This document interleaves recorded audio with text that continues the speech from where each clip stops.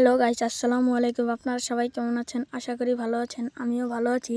আজকে যখন আমাদের মাছেকে বলার দেওয়া শেষ হলো, তখন আমরা এলাম আমাদের সেই শাকগুলো দেখতে।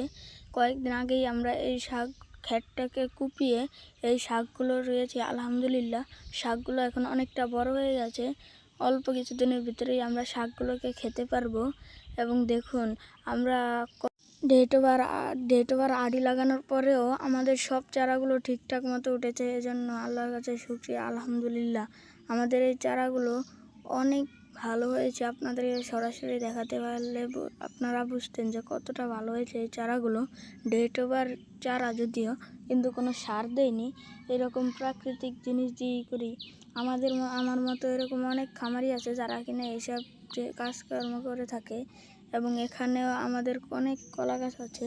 এই কলা গাছগুলো থেকে আমরা অনেক কলা পাই।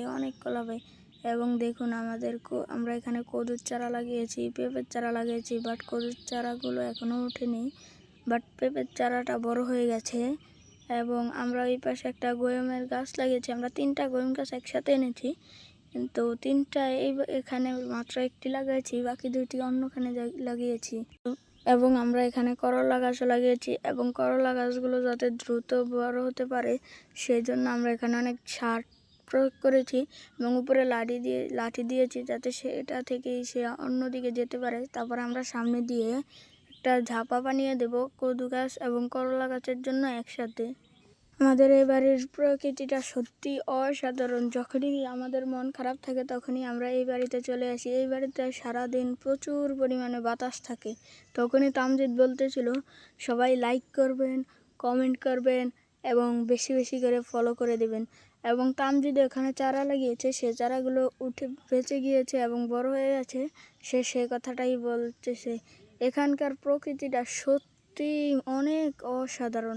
তখনই আমরা আমাদের বিলের কাছে যে কদুর চারাগুলো লাগিয়েছিলাম সেগুলোকে দেখতে গেলাম। সে চারাগুলো মাশাআল্লাহ অনেক বড় হয়ে গেছে। এগুলো থেকে কয়েকদিনের ভিতরেই কদু ধরবে এবং এগুলো থেকে ফুলও করেছে। বিলের প্রকৃতিটাও অনেক সুন্দর।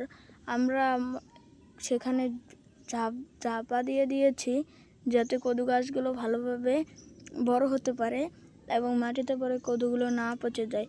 তো এই ছিল আমাদের আজকের ব্লগ। আপনারা সবাই ভালো থাকবেন, সুস্থ থাকবেন। খোদা হাফেজ।